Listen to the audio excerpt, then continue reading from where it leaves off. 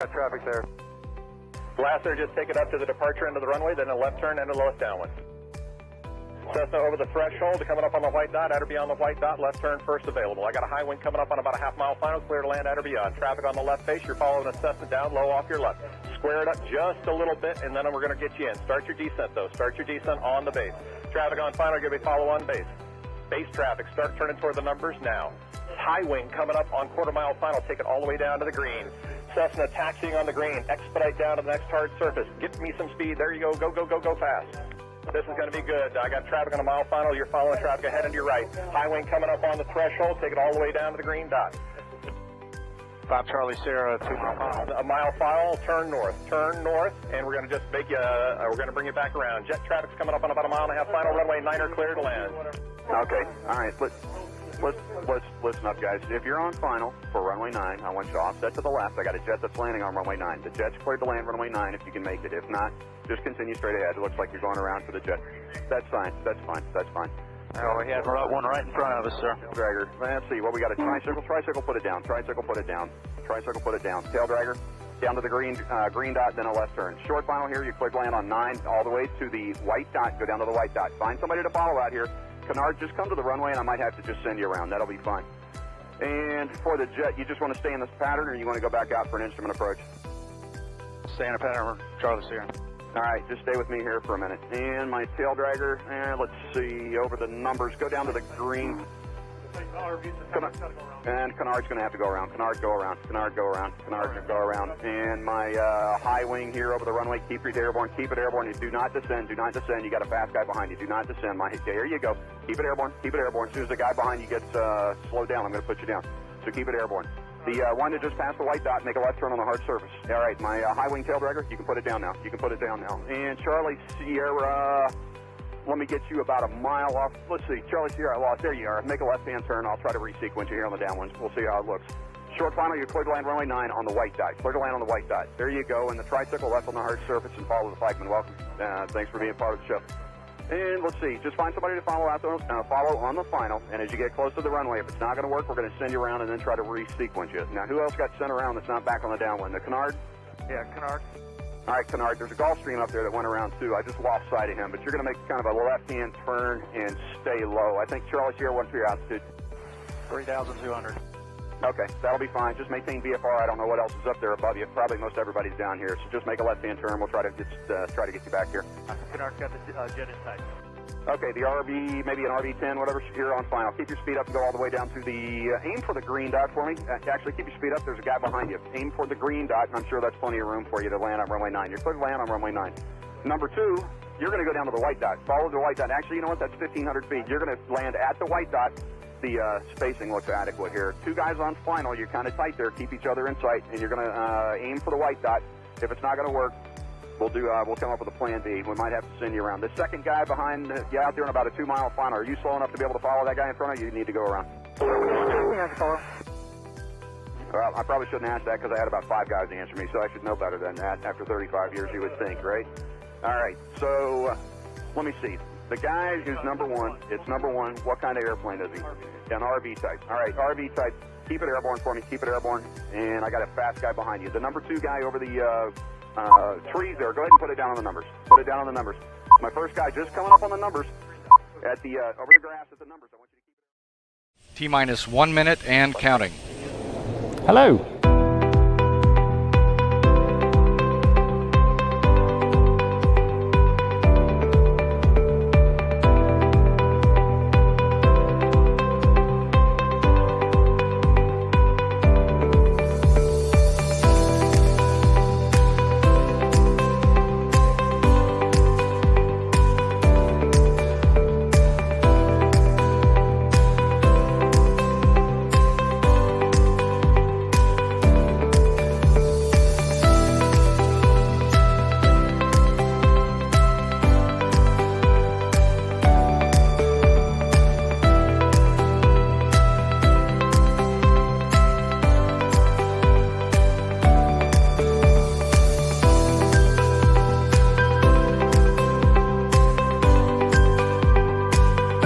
Four, three, two, one.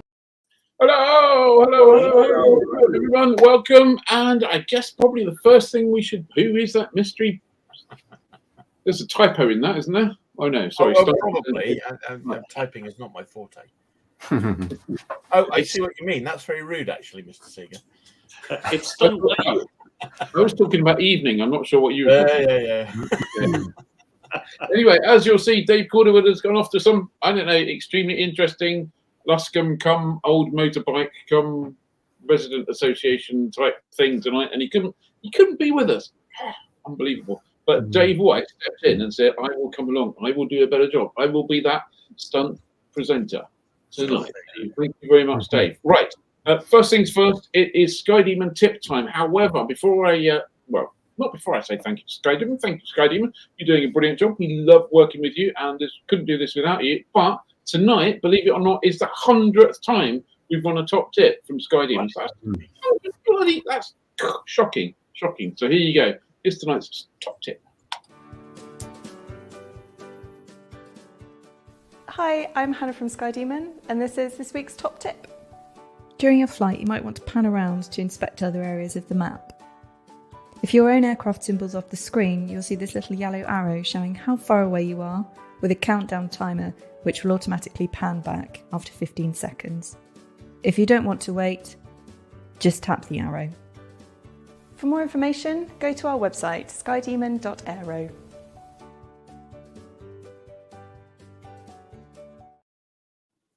Everyone must know that, surely.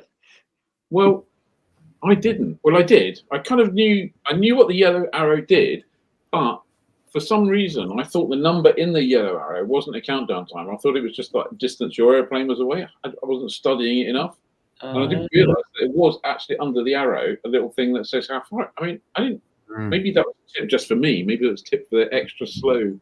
I guess I didn't know it was a countdown timer. Yeah, 100. That's pretty good news, isn't it? Pretty impressive. Yeah. And one day when I get round to it, I'm going to collate a whole load more of them and put them up in little bite-sized packages for people. This week's 3 top tips for you. So anyway, so there you go.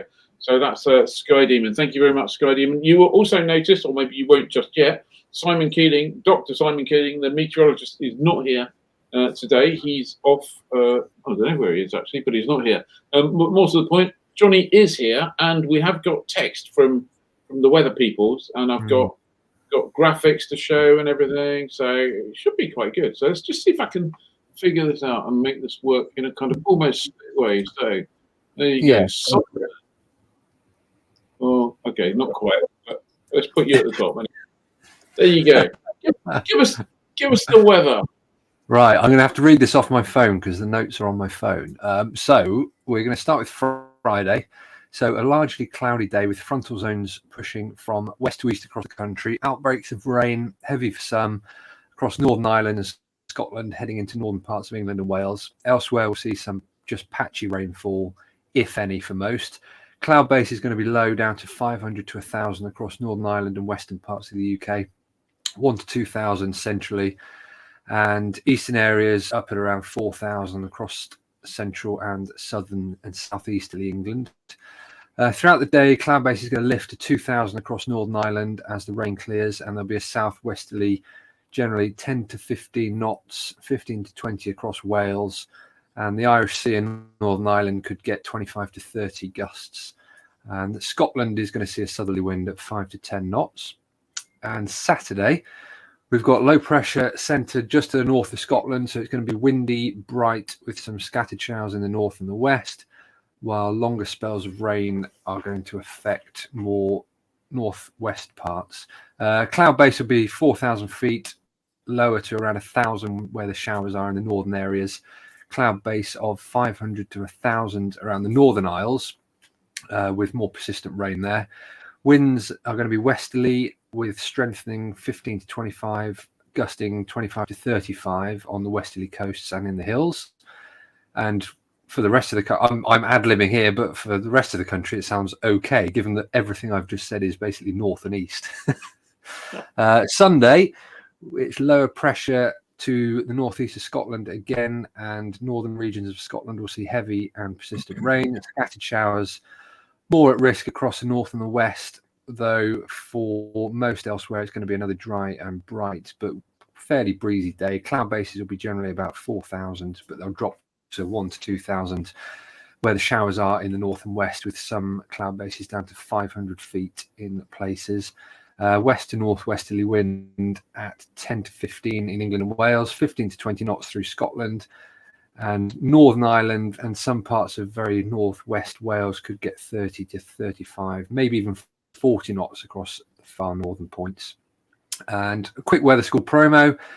You can boost your flying weather knowledge and confidence by coming to Simon's classroom at the Aviation Weather School on the 16th of September between 10 a.m. and 4 p.m. Just go to weatherschool.co.uk to find out more. Brilliant. Darren Veriteeks was being slightly critical. And within 5 seconds, bring back Simon. Johnny's weather is rubbish. To be fair, Johnny isn't a professional weatherman. Or Nick Allen. Johnny needs a more interesting shirt. Yeah, I can't compete with the shirts. Okay, well, I think next time Simon's not here, we should swap it around a bit and spring it on Dave or something. Any Dave, but just a Dave. Any old Dave. Yeah, and Johnny got a special adjusted name for his weather presenting. So He did. There's got to be a Michael Fish quip in there somewhere. Yeah.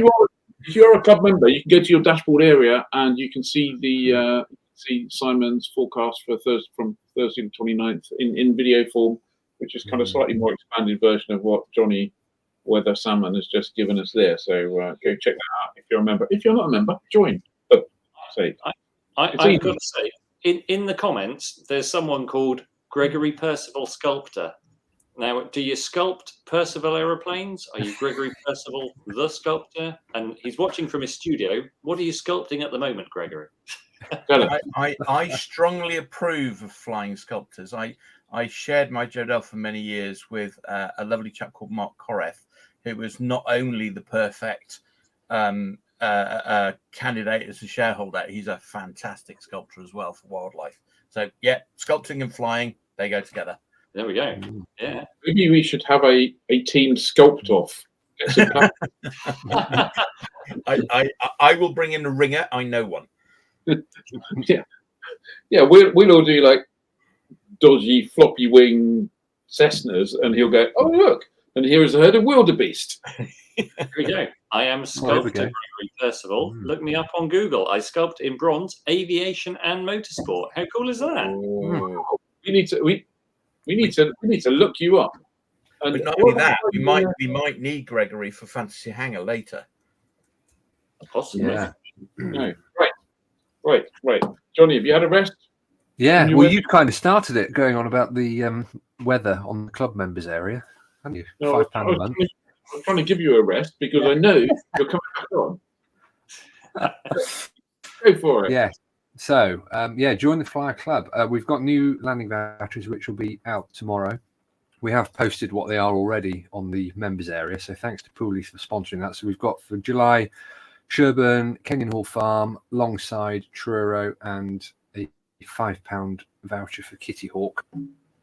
Gets you in for £5 rather than being £5 off or anything. And we've got a webinar coming up next month from Andrew Bam, who's going to be talking about flying around Africa, bush flying in Africa specifically. £5 a month, £52 for the year. You get access to all of those good things, plus all the content we reproduce, all the webinars which happen every month. Dave's done a great one below, and we'll probably stitch him for another one at some point. So join fly.co.uk/membership, and I can put the scrolling ticker on the screen now, just in case you can't remember that. And you also get a live stream extra podcast, YouTube live stream. That's what I'm looking for. Live stream extra on a Wednesday afternoon, don't you? Which is important. We'll come back to that in a bit. It's the 18th. 18th. Thank you. And I was going to say we get the private flyer entry, which is, I'm just trying to remember, it's next weekend, isn't it? The private flyer. Yeah, Friday, Saturday, I think. Yeah, so club members get free entry and half price landings. Yeah. Details are in the members forum on the forum. So go take a look there. Right. Time for some news. Let's just get ready with my pictures. Ed, take us away with the news. There's not a huge amount of news this week, is there? I think combination of Audrey and Oshkosh. Yeah, I think people are holding their announcements now because Oshkosh is what 25 days away or something like that. And we had lots of Paris news last week. So yeah, slim pickings. But we can tell you, or at least I can tell you, that the new Flyer compilation is out for summer 2023. In it, you'll find another from our popular series, How Much Does a PPL Cost? And this time, we're shining a light on just how much it costs to obtain your national microlight pilot's license, also known as the NPPL. So there's that's in that. Rachel Ramsey takes on the challenge of paramotoring for the first time. I know she was super keen on flying and using her legs as undercarriage. Not. So read how she fared in that. Our safety editor Nick Hurd reports on precautionary steps worth taking against losing control. So check his thoughts on that out. And that now, Ian Seeger says proposed new regulations to check cost-sharing flights won't achieve the aim. So he's got a squawk column you'll need to read. Plus, there's Dave's review of Winkle, the extraordinary life of Britain's greatest pilot. If you remember, we had the author of that on on Livestream a couple of weeks ago. And it was a tremendous interview. Last week? Or was it the week before? I can't remember. A week before. A week ago. Paul Beaver, wasn't it? Yeah. So lose all track of time. Right, we got a little story that we did squeeze in that kind of came out of Paris, but it came out of Paris at the end of Paris, I think, not at the beginning. So, Johnny, you're back on again. Yeah. So this is the Aura Aero, the French manufacturer. They've showed off their fully electric version of their two-seat training aircraft, which they unveiled at Paris. It's called the Integrale E, and apparently it's also of interest to gliding clubs as a tow aeroplane. It's operated by batteries that have an endurance of 60 minutes and can be charged in less than 30 minutes, apparently. And it's going to start test flying soon. Yes, yeah. Just find a nuclear power station to plug it into. Actually, I'll keep going on this, and I've just thought of another news story. So yeah, it's not a huge announcement really. They just said it's coming, it's going to be tested, and it looks how it looks, which I think Ian, you've got some opinions on it, but I know everyone disagrees with me, but I think the tail's too small on that. And then I think also, but sticking the tail wheel version of that actually looks pretty nice. The nose wheel version of that actually looks a bit minging, I think. I'm going to be devil's advocate and say I think this is heading towards providing the nose wheel two-seat side-by-side trainer that a lot of people are calling out for, because there's not been much that's come along since the Slingsby Firefly. So I think you're just going to have to tolerate that nose wheel, Mr. Seeger. I might tolerate it, but I don't have to think it's like the most. There are not going to be boys and girls throughout the land having posters on their bedroom walls of the Aura Aero, are there? No. Maybe of silver. Darren at Aerotique said it would look better with a tail wheel, and it does. Yeah, it does. The tail wheel version, it looks much better. Yeah, and the other news story out of France, which I just thought of, I was saying that there was a good story about a drug runner yesterday who got intercepted by a Rafale from the French Air Force. I think he was in some kind of single-engine piston, throwing bags of powder out of the airplane, and he got caught. I'm in the Tiger Club, Le Tiger Club. Yeah. Bombing competition at Headthorn. Cool. Yeah, I know the French for tiger. Yeah. Mike Roberts says that fin and rudder is ugly, and it is a bit small, isn't it? On that, I will say. Yeah, I think I don't know. Yeah, it's got lots of. There's lots of cap. There must be someone on the design team who's come from Moodry at some time, because there's lots of Moodry-esque things in that design, I think. Well, I'd be willing to bet a point the team members here, plus another point for Matt in the green room, that the Aura Aero Integrale E will not actually make it into as a certified production aircraft. That won't go into production. there's a good chance of that. I think possibly. Well, I hope I hope all these things come off. But I think we're probably more likely to see. We're definitely going to see the regular gasoline powered version, aren't we? So yeah, absolutely. Yeah. There you go. Just my thing. There you go. Right, a little story from me. Now we ran a story on the website which basically said the Civil Aviation Authority asleep at the wheel, or yo, I think is probably a better term. So this is really about the flight school failures that have been recently. We know we had TASI, we know we had FTA, and then we had a kind of a proper honourable closure, should we call it, of BCFT last year. And there's a whole bunch of people, including Flight Magazine, who wrote to the CA and DFT and said, "You're not really doing your job, are you? Under Part ARA of a adopted EASA regulation, the regulator is supposed to monitor and make sure that the financial stability of schools is what it should be.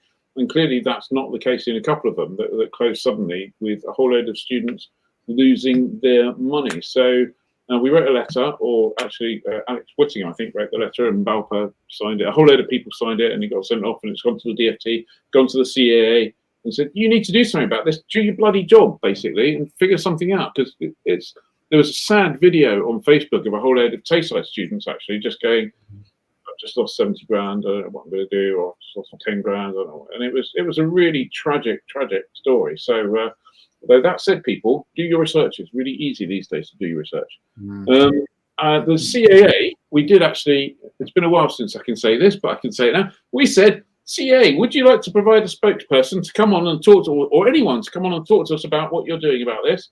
And they said, "Unfortunately, we can't help you out on this occasion. There's nobody available." Also, there's nobody available. They just said they can't help us out. They did, however, supply a quote, which is, "We know when blah, blah, blah, blah, blah, blah, blah, blah, blah, blah, blah, blah, blah. Yes, it's sad. We're looking at it, and we'll let you know when we've decided what to do." That effectively says. Well, a quote is better than lift music. A quote is better than lift music, or although, I don't know, lift music and an empty chair. That's a good. We might have to get one of those. But yeah, so we'll keep on chasing and see what happens there. So there you go. Right, next news story. That could be me as well, isn't it? So the next story. This is big news. Big news for big news for us, and about big news for everyone here. It's you would have noticed it's summertime outside, and we've been doing this for about 3 years now. So as of tonight, we are taking a little break on the live stream. I know. I'm sorry. We're going to take a break. We're going to take a break over the summer, partly because we're away at Oshkosh, partly because we're all going on holiday, not together, as far as I know, anyway, and partly because we want to refresh a few things with the live stream. There will be a live stream on Thursday, the 20th of July, which will be live from Oshkosh. We'll find a stand that's got a high-speed internet connection, and we'll run a live stream there. There will also be a live stream in August, hopefully a live stream. Not quite sure where that will be from yet. We've got a couple of places that we're looking at, so that'll happen then. And then we'll be back in September, running our normal weekly schedule with we got some stonking guests lined up already, including Patty Wagstaff and Jimmy from Jimmy's World, and a whole bunch of others. So that's going to be mad. So join us back then. But for now, we're taking a little break. Now, I mentioned earlier the live stream extra on a Wednesday. We're going to do our best throughout the summer to still deliver. If there's we can get 2 or 3 of us together, we'll deliver the live stream extra for members only on a Wednesday afternoon, because we love all our members. We love everyone, but we especially love our members because they support us. And if you're not a member, how about supporting us? Thank you very much. So there you go. That's the story. This next week we'll be like all sitting around at home going, "What are we going to do?" I don't know. It will be quite weird. It will be quite weird. But it will be quite nice to go flying, partly because Thursday night is when Leicester do their curry night, and I'm quite tempted to fly up to Leicester for curry night. Me too. If the weather's good next Thursday, we could do that, couldn't we? We could have a little fly up to Leicester and go and have curry. Yeah, and make a video about it. Like doing live stream. Yeah, we can make a live video from the curry night. Sorry, Dave? I went to Leicester for the first time. I'd never been to Leicester before, and I went there a couple of weeks ago, and I thought, why have I not been here? What a fantastic place. Yeah. So yeah, Leicester for curry night definitely between now and in July and August. So yeah, maybe if the weather's looking good next week, maybe next week. Who knows? Whatever. Let's do that. We'll let you know if we go. Right. Going back in the comments very quickly, Martin H says, Martin must be new to us. He said, "Is the magazine digital only or is there print runs?" Martin, all our content is digital, digital only online, and there is we make a PDF of the best bits. Which is there for downloading, but there is no print magazine now because there's no future in print, really. It hasn't been for about 3 years now. Yes, yeah, which is why we're where we are now. Yeah, and frankly, if there had been a print magazine 3 years ago, we wouldn't be here today because that would have been it. We'd have been done. Yes, and just below that, I see a little flag comment. Dave White has said, "I just looked at Gregory's website. Wow, Favala is an extraordinary Bosco Nail collection, and there's lots of people going to look at this is the Gregory Percival sculptor, and there's lots of people going to look at Gregory's work. So clearly, Greg is a fantastic sculptor. I've just googled it. It's brilliant. Maybe." Can you pay attention and watch this and Google Gregory after?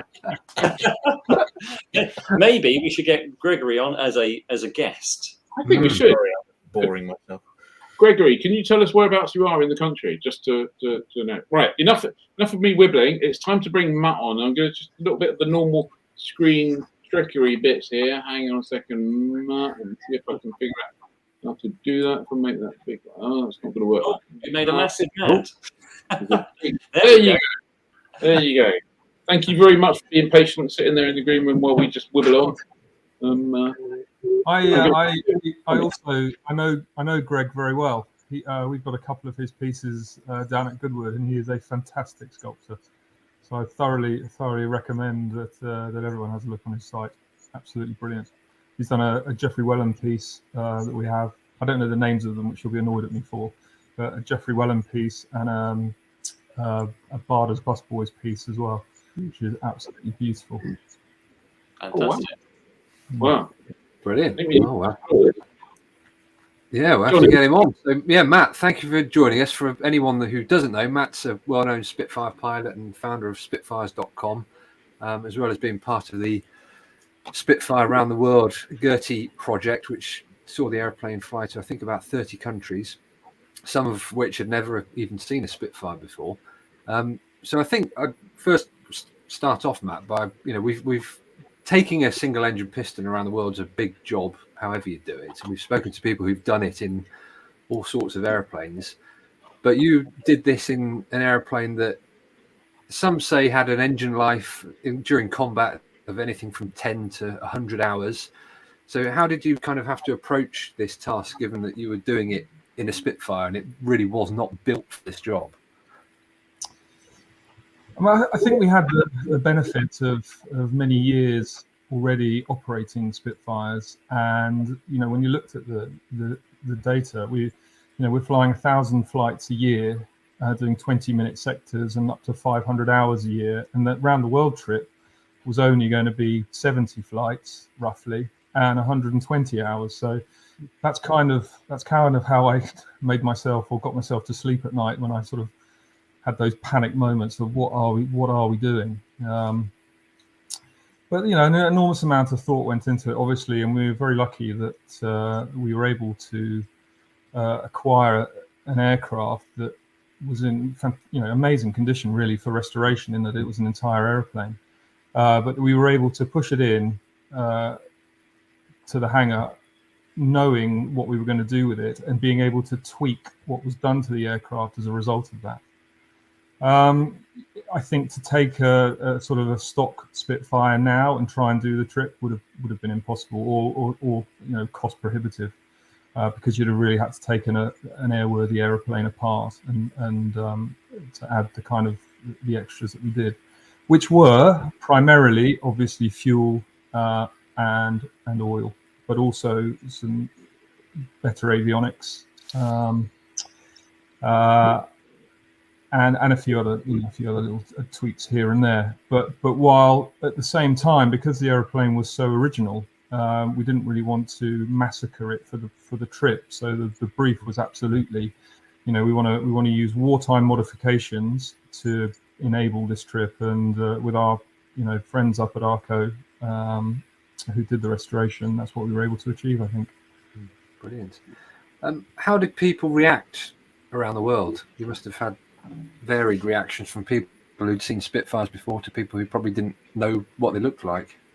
Yeah, amazing reactions, and as you say, very varied. The early parts of the trip, as we flew up through Iceland and Greenland, there's not. I mean, Iceland's pretty well populated, and we had a lot of interest there. Not so much in Greenland. As soon as we were in the States and Canada, the interest peaked particularly, and more so probably in Canada than in the US, because of the kind of Canadian history with the Spitfire. I think Kelowna was one of the largest sort of crowds we saw. Then going into Russia. No, I mean, we were on the east coast of Russia. We flew for 600 nautical miles a day and saw nothing. No scar of human habitation on the ground. No tracks. No paths. No houses. Nothing. And the places we landed were, towns of 500 people maximum, and they had no idea. And one of the reasons actually that the airplane was silver was because there were certain parts of the world that we wanted to just sort of sneak through and not draw attention to ourselves, really. By far the biggest reaction we had anywhere was Japan. Japan went absolutely mad for the airplane. Wherever we went, there were crowds, hundreds if not thousands of people. And in one place in Nagoya, we did an event with IWC, and there must have been 5,000 people there. And as we turned up to the hangar, there were queues of people waiting to get in. I've never felt like such a rock star. It was very strange feeling.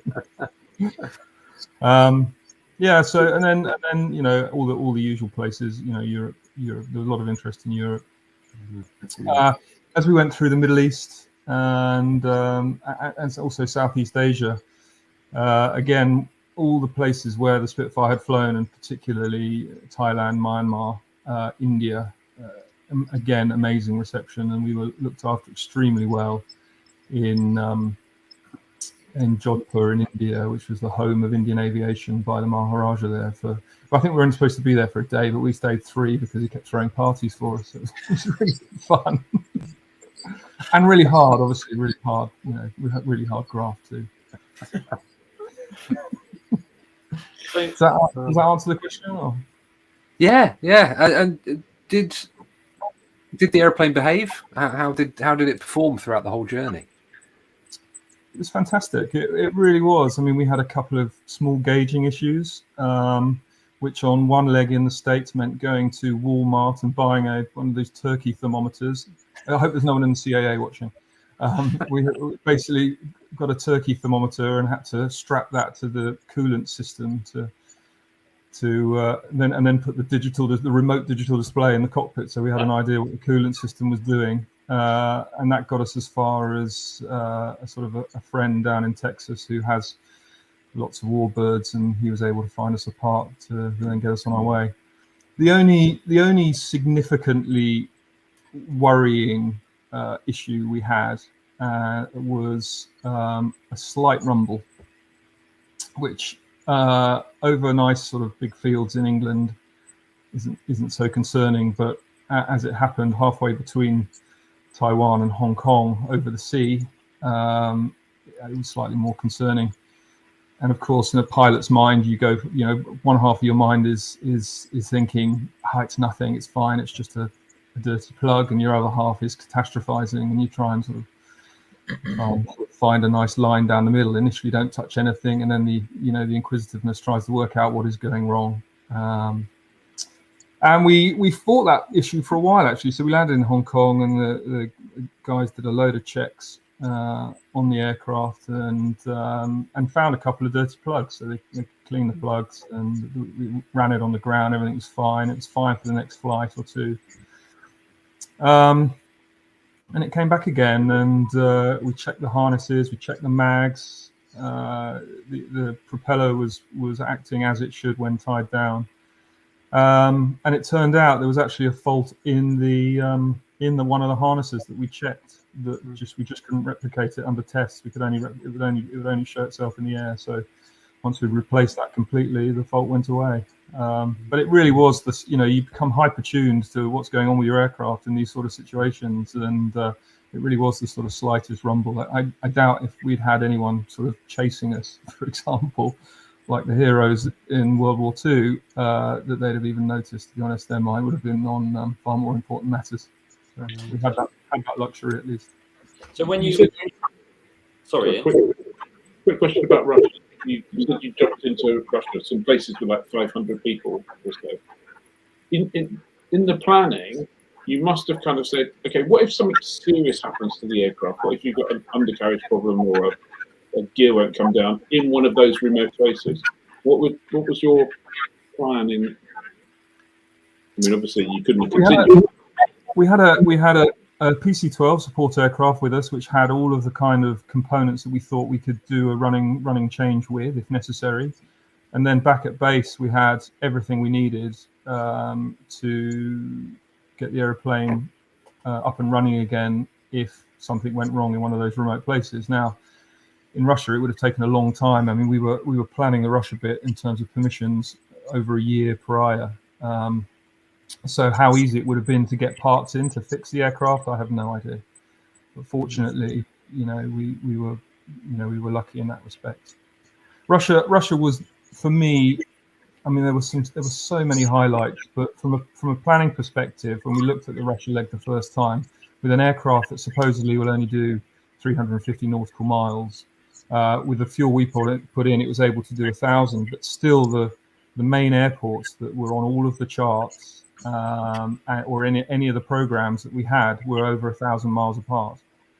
And the way I ended up finding the airports that we went to was just by going into Google and literally looking along the coast for anywhere that there was human habitation. And then where I found that, thinking, right, is there an airport there? And I found 3 strips that ended up going back to our sort of Russian planner and said, look, this looks like this place is called whatever it was called. Can we land there? It's not on any chart. It's not on any database anywhere. And he'd go away and find out and come back. So we ended up going to some quite remote places. And we bumped into a guy in Nome, Alaska, who was in his late 60s and been flying through Russia his whole life. And he was like, well, great, this guy will be able to give us some help. And we told him where we were going. And we said, we're going to Chumakan. He goes, no, I've never been there. We're going to Okhotsk. No, I've never been there. We're going to several events. Goes, no, I've never been there either. In fact, I've never heard of anyone ever going to any of those places.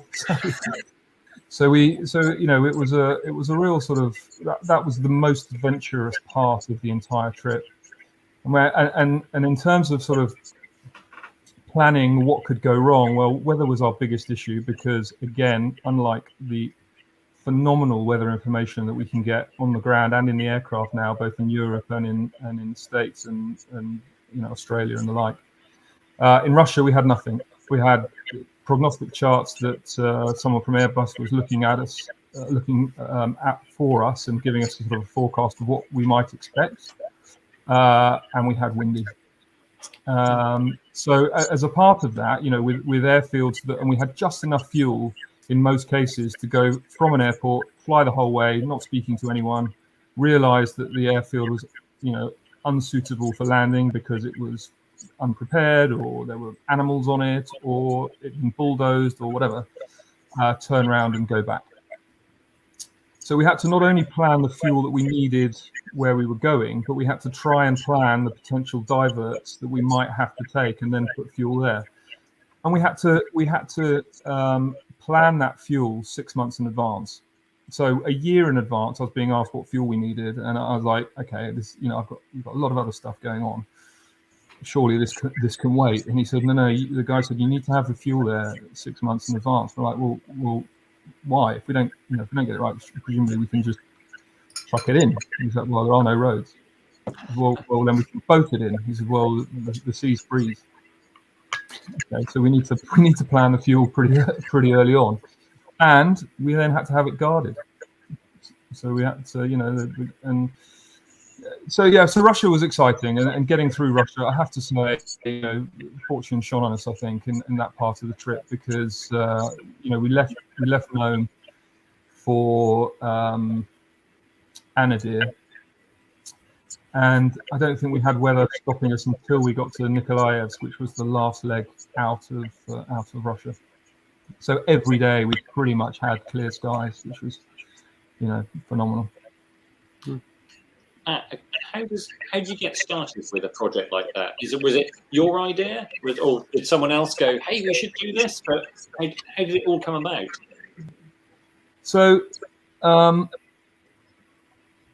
don't come up with good ideas in the pub, I think, is my excuse for that one. And if you do, don't tell anyone about it afterwards, because you hit a critical mass of telling people these ideas, and then suddenly, if you've got any integrity, you have to go and do it. And that's the place I found myself in. Steve Brooks and I ran Boltby Flight Academy, as was now Spitfires.com then, and he has a past of adventuring, so I knew I was knocking on an open door when I sort of spoke to him and said, "Hey, I've had this idea. We've got this airplane we've bought that we were going to turn into a two-seater, but it's got all this history and it feels wrong to change it. Why don't we do something else really special? Why don't we fly it around the world?" And he was an immediate yes. So that was it. We were committed. Fantastic. And is it going to, now that you've made this beautiful silver Spitfire, are you going to keep it silver? So we don't own it anymore. We still run it. We still operate it for the new owner, and he is 100% keeping it as it is. Nice. Because there were a number of, so I mentioned one of the reasons why it was silver earlier. I'd had a load of experience of seeing aircraft going through restorations, both at Duxford and at Biggin Hill. And one particular day I went to Duxford and I saw this completed one wing, beautiful, unpainted, ready to go on the aircraft. And I spent ages looking at the engineering and how it had been, how it had been finished. And I thought that was fantastic. And then 3 weeks later, I went back, and the same wing was in the same jig and painted. And although it was a Spitfire wing, and that's incredibly special and incredibly important, and the markings on it are, mean so much, there was a little bit of me that was slightly disappointed and thought there's an opportunity here to tell a slightly different story around this aircraft and make it slightly more about the engineering, while not forgetting the sort of commemorative part, obviously, and the people who flew them, but also remembering the people that built them and engineered them, and that's kind of how that ended up happening. So what it means is, and my experience of seeing newly restored Spitfires is that my head knows, and particularly when they were, like G-IRTY, very old and very original, was that my heart knew that, or my head knew that they were old. But when you got up close to them, all this sort of brand new paint over them meant that I didn't kind of believe it. And the beautiful thing about G-IRTY, for those of you who have seen it up close particularly, is that from a distance she looks immaculate, looks incredible. And then you get up close and you can see all the dents and dings and scrapes of her whole life, and all the repairs. So when the guys took every single rivet out of the aeroplane and started and put it back together again, but they put back all the repairs. So rather than removing huge swathes of its history, for example, it had at least 2 gear up landings in its life. And if you look in the belly of the aircraft in frame 10, I think it is, it's split in half, where normally it's all one piece, and the rivet pattern on one side is different than it is on the other. And that's part of its life. So when we were restoring it, they're saying, well, you want that replaced? I'm like, no, we want every single bit of its history and originality kept. So when you get up close, you really can see that this is an old aircraft, and that it's had a long and interesting life. And that was really important to me, that it had that integrity and it had that kind of patina of use. Fantastic. And there's a question in the comments. Mike Roberts says, how hard are they to fly? Obviously flown now by very experienced pilots to give them the best chance, but obviously used to be flown by very novice pilots. So just how tricky are they? Well, as the owner of a Spitfire training school, I have to say they're exceptionally hard to fly, obviously, and you need to come to us to learn to fly them. But the sad truth is, if you can give one of these aircraft that's 120 hours of experience and have them have a chance of fighting it, yeah, fly. And we fly people in our two-seaters day in, day out, many of whom have never flown anything, many of whom are worried about putting their hands on the controls, almost all of whom do, and the reaction is always, gosh, it's quite intuitive, isn't it? And these are people with no flying experience whatsoever. So it's an airplane that talks to you in every sort of aspect of its flight, and I think that's why it made such an amazing sort of fighting machine, because it's an airplane you can fly really without looking inside. You can feel what it's doing at all speeds, and that meant pilots fighting them were able to concentrate on what was going outside the aircraft. When you were flying, obviously it's a challenge, as we've already said, to actually make the flights and sort out the fuel and etc. etc. But there was other stuff going on. There was stuff on the ground. There were parties. There was reception. There was press stuff, filming, photography. How much of that gets in the way of the task, and how do you balance those? So most of that we did before we left. You're right, it is distracting, and there are times when you just want to focus on the flying and you can't. But for the most part, people were quite respectful of it, and because we had, there was a team of 6 of us flying around all the time, 3 Spitfire pilots, two of whom were flying the charters. So myself, Steve Brooks, and Ian Smith. Smithy, obviously, he did a fantastic job for us. With us, and if we didn't really want to be doing anything to camera, he made sure the people knew it. It's always a fine balance, because we love these aircraft and we know everyone else loves the aircraft, and when people approach you to talk about them, they do so with just love and passion and almost always a huge amount of knowledge too, and they deserve to be engaged with, and they deserve to be to talk to, and we enjoy talking about them. There's just a sort of sometimes a fine line of, okay, we really need to go and do the job now. But yeah, I think for the most part, I think that all went very well, to be honest. What about the film? So the film got kind of caught up in COVID, and I won't bore you with what's happened to it, but we now own it as of about a week ago, and we are offering it out now for the first time to all the TV channels.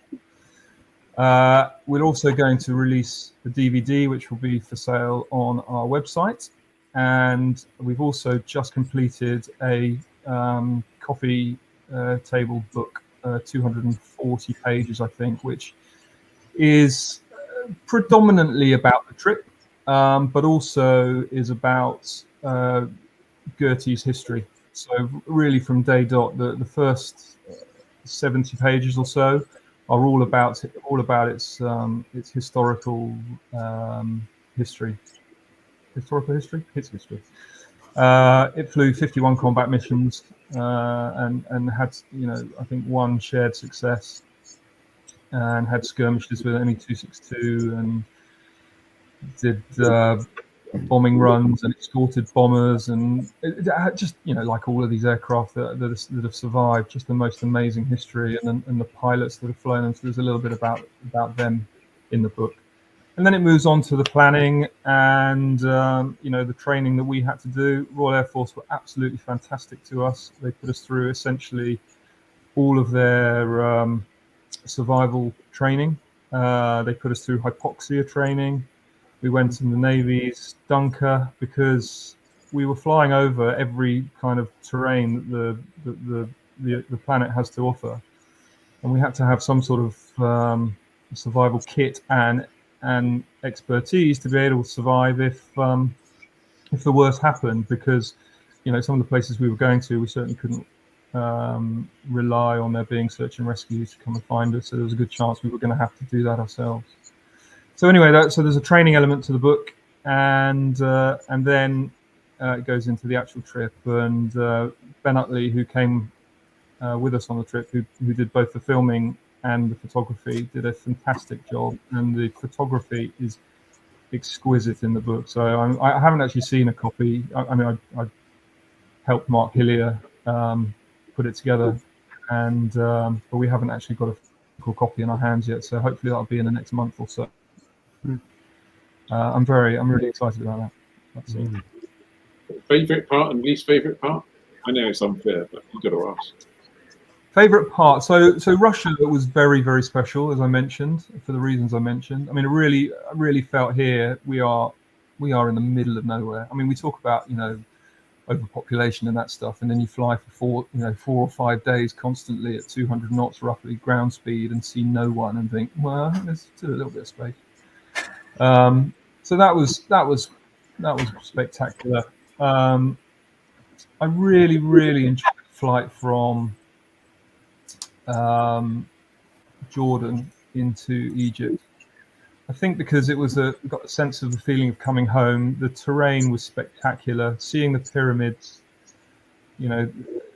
seeing the canal, and then realizing that I was flying this airplane in airspace that saw so much activity during the war was really, really very, very special. So that's always one. And also, right from the outset, we wanted to get a shot of the Spitfire against the pyramids, and everyone said no chance, not chance. So I'm sure we looked at those, but I can't find it now, which is annoying. Yeah. So on the flight, we thought, well, we'll have one more. We've asked to try and get permission. Now we'll ask the air traffic controller if we can fly over them, and he said absolutely no way. And then proceeded. So he said the right thing on the recorded radio, and then gave us vectors to put us straight over the top of it, which was absolutely superb.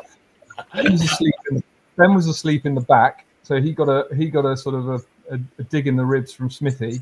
They had to depressurize the PC-12 to get the door open in the back so that he could then film it, which he managed to do. So we captured that moment, which was really special. So worst moments, both weather related. One of them leaving Iqaluit, heading south. We were sort of 7 or 8 days behind schedule. Got a bit of go-itis. Looked at the weather and thought, oh, I think there's a gap. After we'd been in Iqaluit for 4 days, I think, and went for it, and everything. The temperature was decreasing, so the cloud base or mist or fog, whatever, was coming down, and we thought we'd beat it out, and we couldn't. And then we returned to Iqaluit, where the same thing had happened. So having taken off into 1,200 feet, we landed back at 400 feet, and there were some cloud base, and there were some hills that were the same height of that in between us and the runway. So and that for me meant landing with nearly 200 gallons of fuel on board, which meant a approach speed of 120 miles an hour as opposed to 85 miles an hour. So a nice long runway. Fortunately, that was a bit luck. Yeah, that was one of them. And actually, having said earlier that Russia was clear the whole time. There was one of the legs in between Severodvinsk and Magadan where we got caught between 2 layers and really felt like we were running out of options. Where we'd left again was getting misty as we left. We had no way of contacting them to find out what the weather was. So a turn back was absolutely a commitment. There was nowhere else we could go if we decided to turn back. And the cloud, the cloud, so I was above one layer of cloud and below another one, and that gap was getting smaller and smaller. There were mountains poking through from below, and I just had that, we're all pilots. You had that feeling like I always like to have an option, and I thought we really don't have many options here.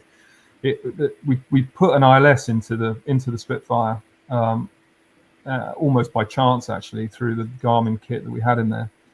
And so there was the option to fly an ILS into Magadan, but it meant going through a sort of 4,000-foot layer of icing. So, but all of the information we found out about the Spitfire prior to going on the trip, could not find anything about icing on it. So those two. So I say to people, there were 74 trips, 74 legs on the trip where we were moving from one place to another. We did a few displays in a few places. I flew 44 of those 74. On 42 of them, I thought I was the luckiest man in the world, and on 2 of them, I wished I was anywhere else in the world. Fantastic. Brilliant. Wow. Cool. Have we got any questions? We're beginning to run out of time. Yeah.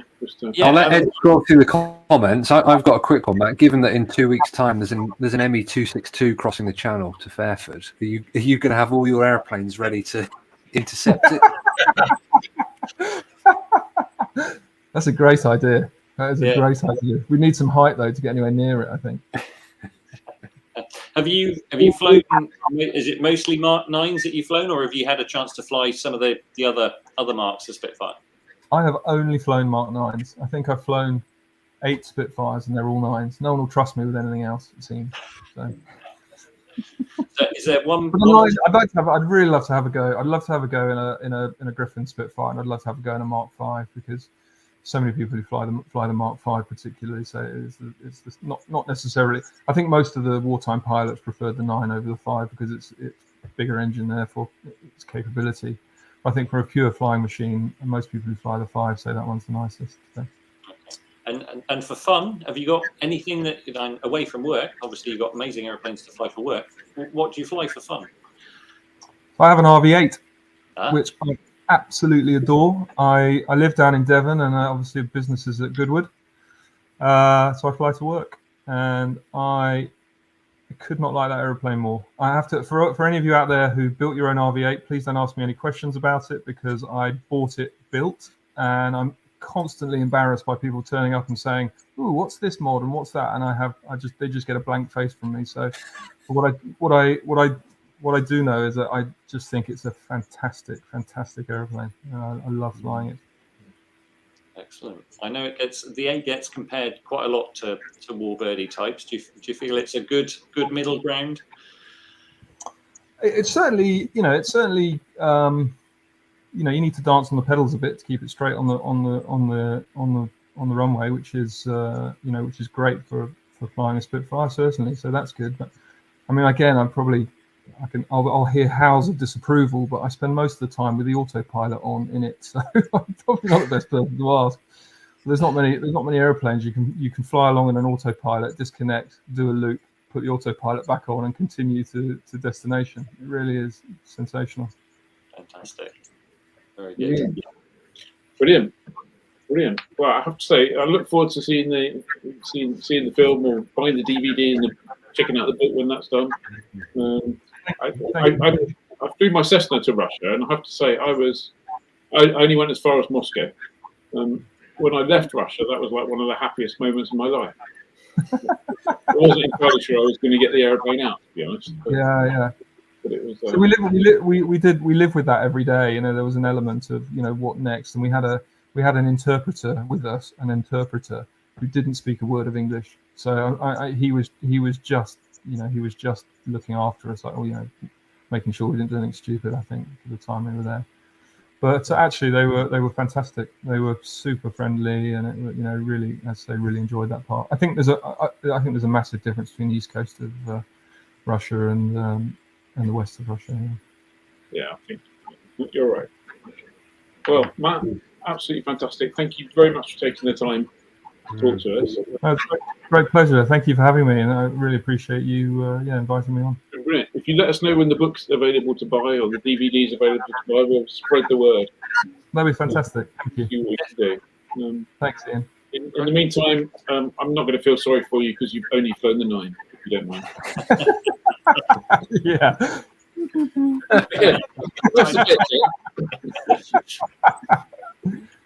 Yeah.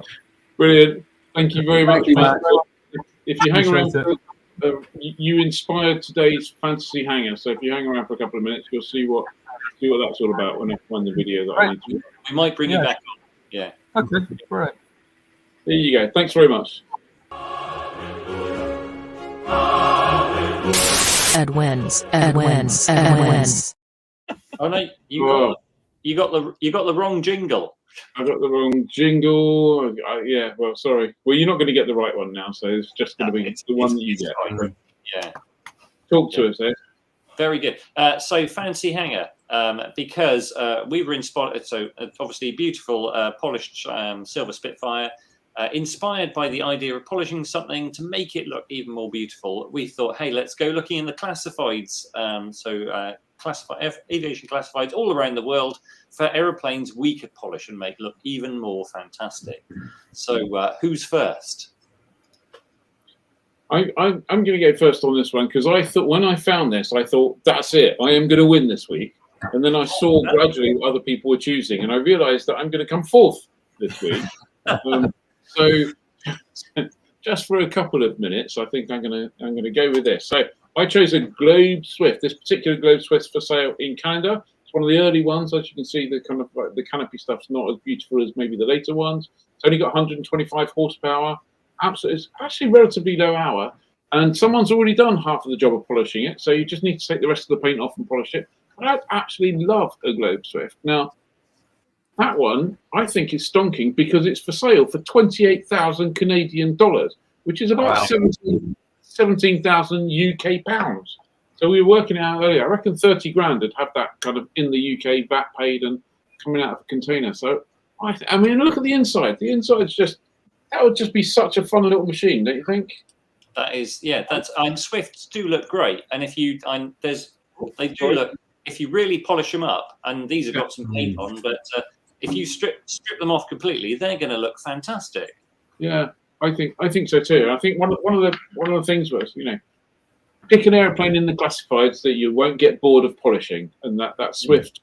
I don't think you get bored of polishing a Swift, would you? It's quite a funky little machine, that, and that's a lot of value. Yeah. Pretty strong loser there, Ian. Yeah. Okay. Pretty strong loser. It is a pretty strong loser. Yeah, you're right.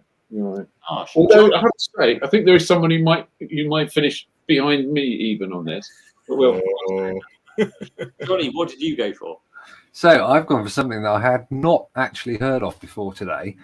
And that's the Temco TT Pinto.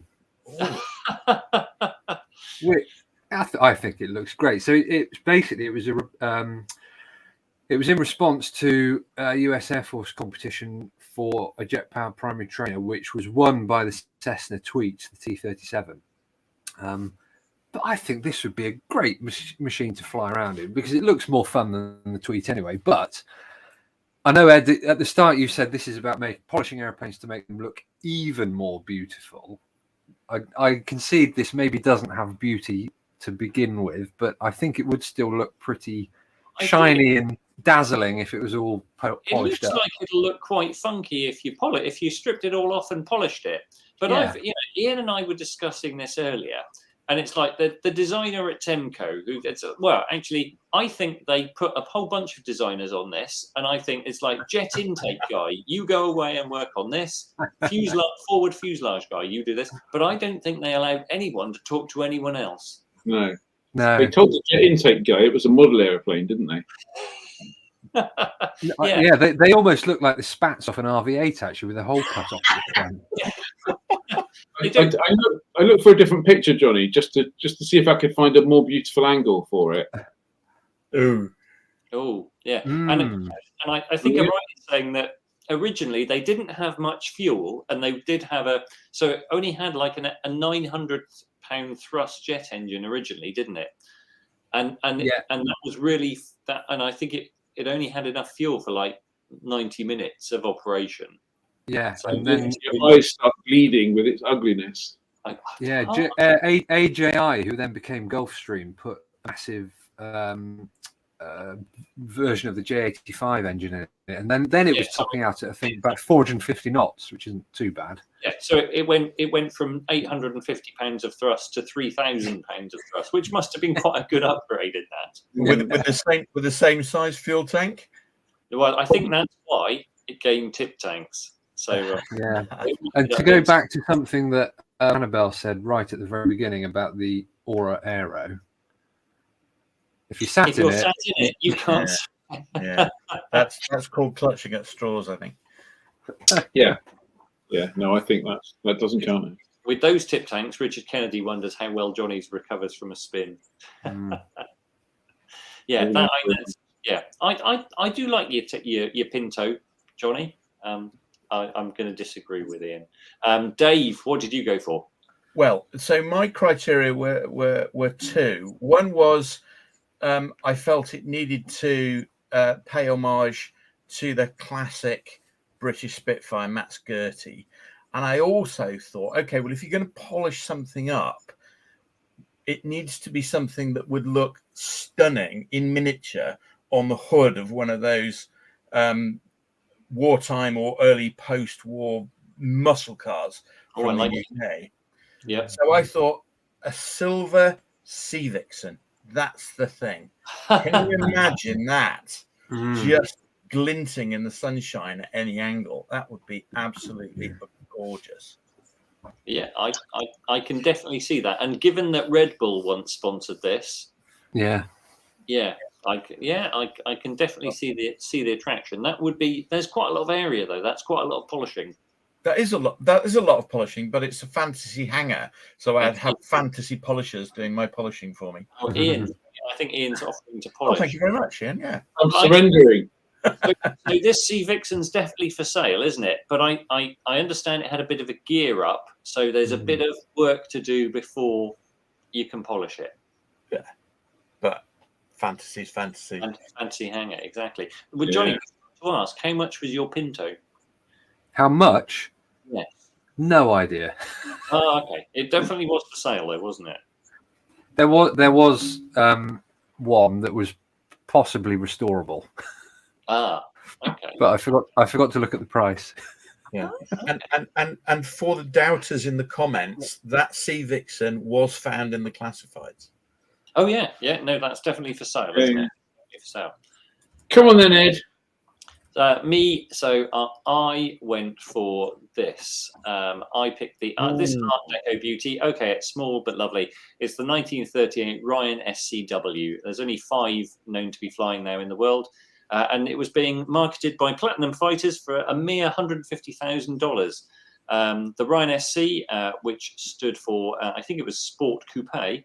Was a low-wing cantilever monoplane, fixed tricycle, fixed tailwheel gear, lovely spats and legs on it, and they started out with an inline engine, but most of them were built with this lovely radial. And I figured with that beautiful bump cowl, elegant airframe, I think I'd just have a good time polishing that. And it's the one for sale has got some painted bits. I think I could strip it all off. And there is one that flies around that is polished. And just look at that. That is just very lovely. strong. So, do you think that cow? Do you not think that's off an early Kit Fox and it's got a Rotax in it? An early Kit Fox? That's just what's your notes out, Ian Seeger? That is a proper bump cowling. So, Ed, is the after part of the wing after the leading edge fabric? It is, yeah. So you can't polish that bit, but that saves you some time. You've got leading edges, your whole fuselage, that cowling, and the undercarriage legs. You can have lots of fun doing that. Well, there's some full-on polished trousers. Yeah. Okay. Is anyone out there not voting for Dave White? There is bit left field there, Dave, but great choice. Has Dave been drinking? Weren't these aircraft? These are all aircraft you can find in the classifieds. Yes. Nick Allen, Well, sorry, Ed, keep going. Yeah, you can go out. So my Ryan is for sale, and I was skeptical of Johnny's choice, but I did actually go out and find adverts. There's a fully flyable Pinto you can buy. Yeah, I just looked up and it is POA. Yeah. Okay. But it's stressed just to add, it's stressed to 11.5 G.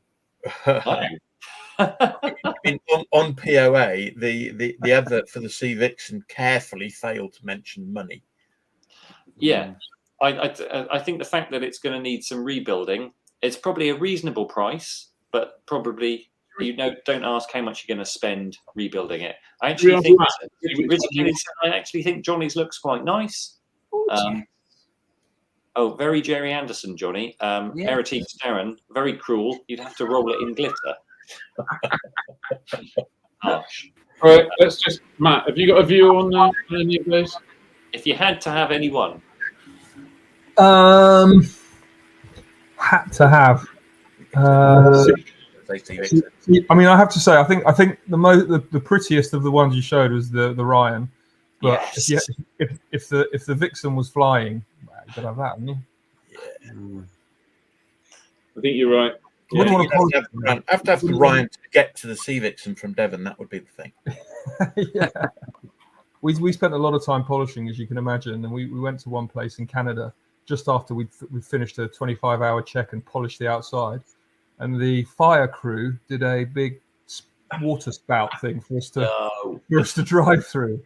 Oh no, we can't go around it, can we?